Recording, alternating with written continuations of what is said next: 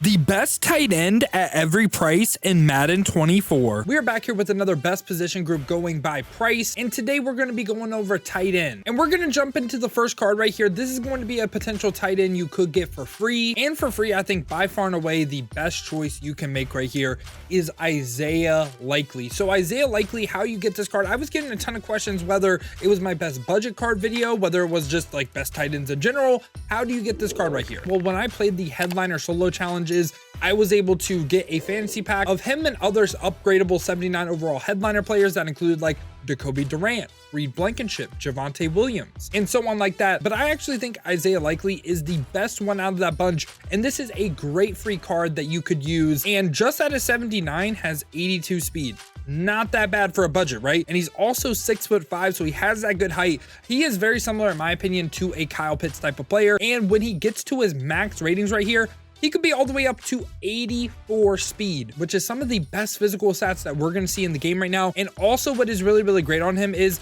if we go down a little bit, his route running gets better. He gets +6 for medium route running. That means he hits 80 medium route running and gets +6 short route running, meaning he hits 85 short route running. Isaiah Likely is one of the best tight ends in the game that you can potentially get for free. And how you upgrade him is by advancing in the headliners field pass. You get these front page tokens, and that's how you upgrade them. And when Isaiah Likely is at his full potential at his 85, I think he is one of the best tight ends in the game. And again, you can potentially get him absolutely for free. Now, I do not believe there is another free option. I am unsure of whether Pat Freiermuth, Evan Ingram, or Zach Ertz was in that 80 overall welcome pack that you could get, but that's going to go ahead and bring us to our first budget right here.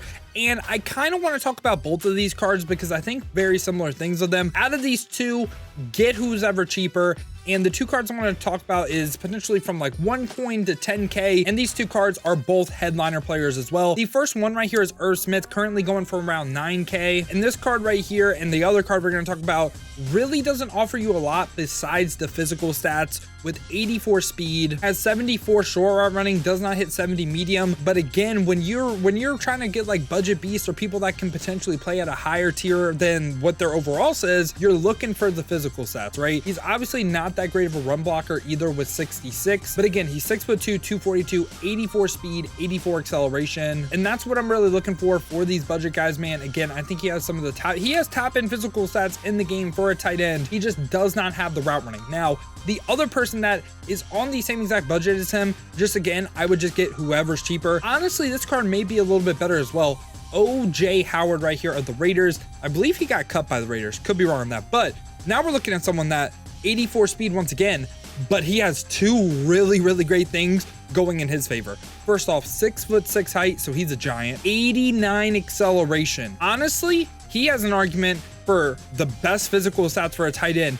Given that speed, given that acceleration combo, that is really insane. I think he is a little bit better than Irv Smith. Irv Smith is a little bit cheaper though. If you can afford OJ Howard and you're kind of balling on a budget, this right here is an elite level tight end. And he has 65 run block, again, not really too great. Again, hit 70 short route running, which is not that bad at all. 69 medium, and yeah, I just really like that speed excel. Even the agility is great. Like just everything about the physical stats standpoint from this card is absolutely amazing. Now, the next tier card from them is really like preference. You could go ahead and just hold off from upgrading, but the next card I would say is a little bit better, and someone that I've actually noticed a ton of people are rocking. David Njoku right here, 30K, a little bit better. It's really tough to say whether or not he is better though. I would probably put him on the same tier, but David Njoku, 82 overall right here. He is 6'4", 246, 81 speed, a little bit lower than the guys we covered, Irv Smith and OJ Howard. Also 85 acceleration, so he does have some good acceleration as well. This time, what makes him better, in my opinion, hits 80 short route running and also 75 medium, which I really like that route running right there.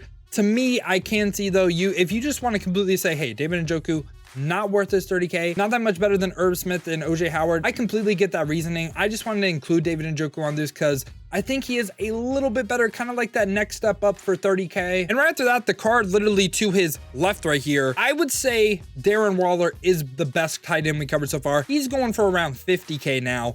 And Darren Waller right here 83 speed, so 1 speed point slower than the cards we covered, but this time he does have that 80 short route running and again 75 medium. He is also 6'6" and has 84 acceleration, so it's just kind of like a combo of all the cards we covered so far. Has top end physical stats still. I know it's not 84 speed, but he has really good acceleration as well. He has the height with 6'6". Also 80 for short route running, 75 mediums. All the Titans we covered so far, definitely the best. And I actually think he's really good value for only 50K. Now, after him, I would say from 50K to 70K, he's probably the best.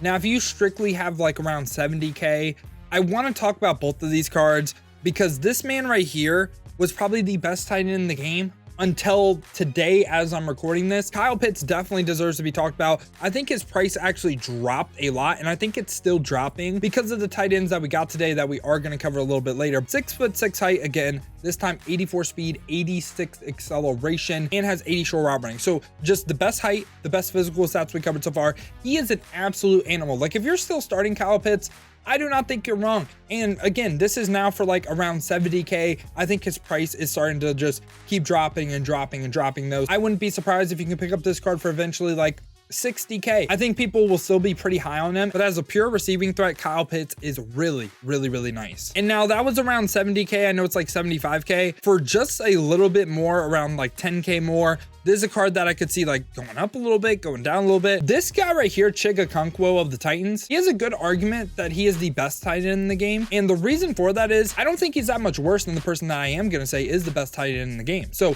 Gesicki right here, 84 speed, top end physical stats we covered so far. 81 acceleration, not as good as Kyle Pitts. 6'3", 238, not as good as Kyle Pitts. Again, he was 6'6". He hits 80 short route running, 80 medium route running, and the 67 run block. I know you're probably going to be like, why even mention that? That is actually not that bad compared to a lot of the other top end options in the game. I would say he's probably still just a pure receiving threat though, and I think he's absolutely amazing at what he does. I think he is a really great alternative to, again, who I'm going to say on the unlimited budget. I think this guy is an absolute steal at his price. And really, Gesicki is the best tight end in my opinion until the max budget, unless you want a little bit more balance from a run blocking standpoint. And really, there's two people that deserve to be mentioned when we talk about run blocking and their strengths with that. The first person is obviously George Kittle. He is the best run blocking tight end in the game right now. That also gives you a balance at receiver as well. 83 speed, 6'4", 250, 75 run block is the major rating on this card that kind of separates himself from the pack because he can actually go ahead and guess what? He can run block. 80 short running, 75 medium. Don't love his like skill set as a receiver. 75 run block is why you would run this card. Now, if you want even more balance between a run blocker and a receiver, someone else that is also a really great option is Hunter Henry. They're both around the same price,